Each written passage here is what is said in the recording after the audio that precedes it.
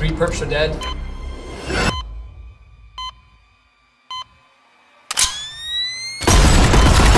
Also killed was his wife. Hey. Selamat bergabung kembali di channel BB69.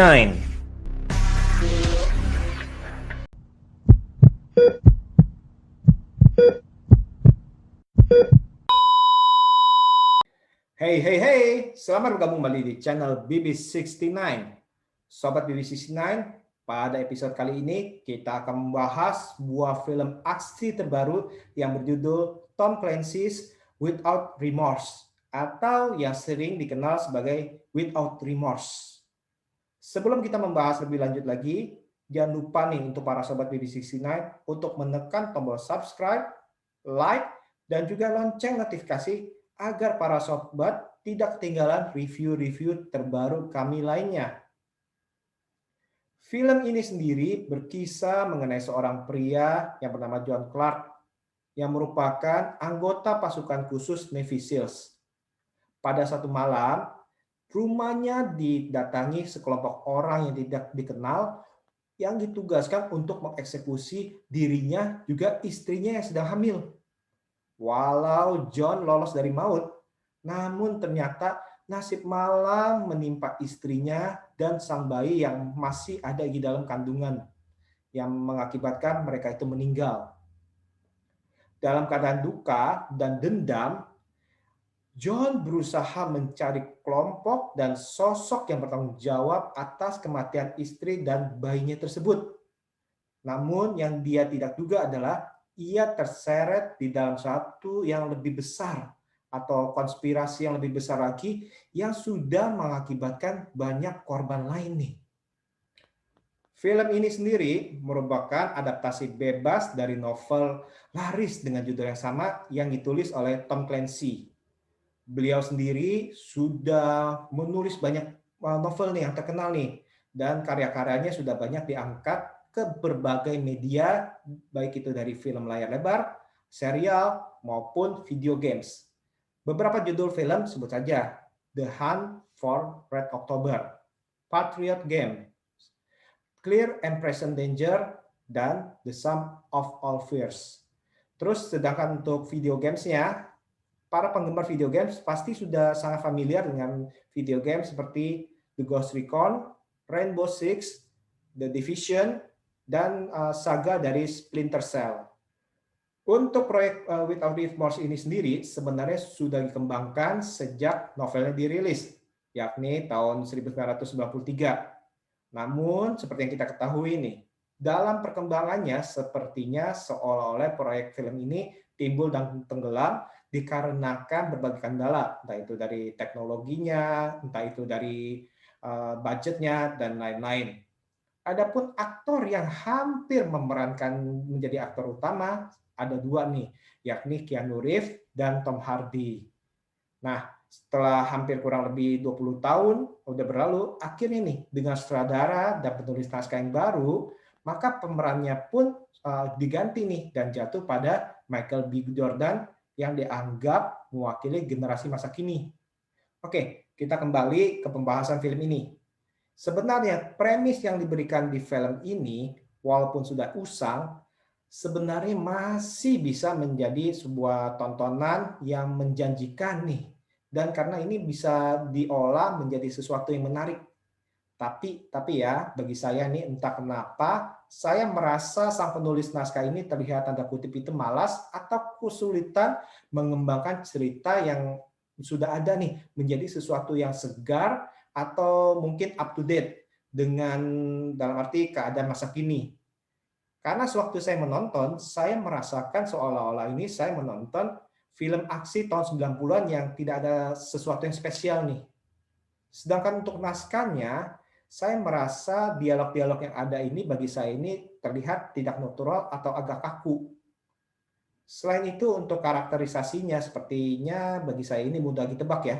Dari karakter John, Robert, Karen, ataupun Thomas, ini sepertinya tidak diperuntukkan untuk dikembangkan lebih lagi atau berkembang di dalam film ini. Seperti memang mereka itu berjalan dua dimensi saja, ya seperti itu aja. Itu sangat disayangkan bagi saya ya. Motivasi pencaharian ataupun istilahnya emosi balas dendam daripada karakter utamanya, ini juga tidak membuat saya berempati atau terikat secara emosi. Saya melihat karakter John sepertinya itu tanda kutip kurang berduka atau kurang membara api dendamnya. Saya pribadi tidak tahu nih, apakah ini untuk menggambarkan sifat dari sang karakter yang tenang, yang tidak tenggelam dalam bara api, yang bisa membutuhkan segala keputusan dia, atau karena apa nih? Tapi saya menonton ini, seperti film action biasa, dan tidak ada aura-aura balas dendamnya atau pencarian kebenarannya ini nih. Nah, sedangkan untuk karakter antagonisnya, ini juga seolah-olah bagi saya ini tidak diberikan spotlight untuk bersinar dan membenarkan segala motivasi tindakannya nih, di mana seharusnya bisa menjadi sorotan yang mungkin akan membuat para penonton lebih berpikir setelah menonton ini. Dan mungkin dalam arti harusnya sih saya berharap nih ini karakter antagonisnya ini mempunyai alasan yang bisa membuat kita berpikir nih, seperti itu. Untuk misteri ataupun twist-nya, bagi saya dia sudah bisa tertebak sejak awal film. Dan kita bisa meraba nih siapa yang baik ataupun siapa yang jahat. Untuk segi aksinya yang cukup seru dan menegangkan, sebenarnya bisa lebih dimaksimalkan lagi. Akan tetapi ya, saya sangat menyayangkan dengan keputusan sang sutradara mengambil shot-shot dengan angle kamera yang kurang tepat nih bagi saya nih. Misalkan sepertinya harus close up kepada mimik para tokoh yang terjebak dalam baku tembak, yang dimana itu mereka putus asa atau tegang, tapi sutradara mengambil shotnya itu dengan wide angle atau wide shot nih. Walaupun teknik itu menggambarkan kekacauan, tapi saya sebagai penonton ini tidak bisa melihat atau merasakan emosi apa yang dialamkan oleh para tokoh yang terlibat di dalam pertempuran atau medan pertempuran tersebut tuh, di dalam baku tembak tersebut.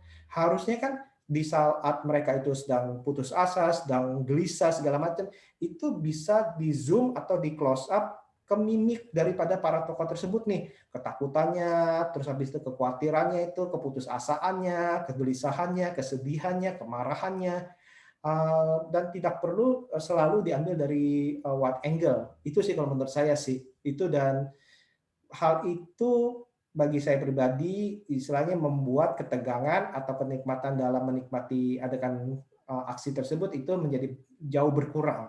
Ini cukup disayangkan. Nah, untuk para pemainnya, ini sebenarnya ini pemain-pemain yang sudah senior, yang sudah banyak melalang buana nih. Sebut aja Michael B. Jordan. Bagi saya ini di film ini, penampilan beliau ini kurang baik memerankan karakternya nih. Saya bingung nih. Karena saya melihat beliau ini bermain ini cukup baik di film-film lainnya. Nah, sedangkan di dalam film ini, saya tidak tahu apakah dia itu bingung menggambarkan emosi yang dari karakter utamanya, atau memang dia itu tidak bisa terikat dengan karakter yang diperankannya. Nah, aktor berikutnya adalah Jamie Bell. Jamie Bell ini seperti biasanya ini berperan sangat baik, walaupun dia ini sering kali berperan dalam karakter pendukung, tapi dia selalu maksimal nih.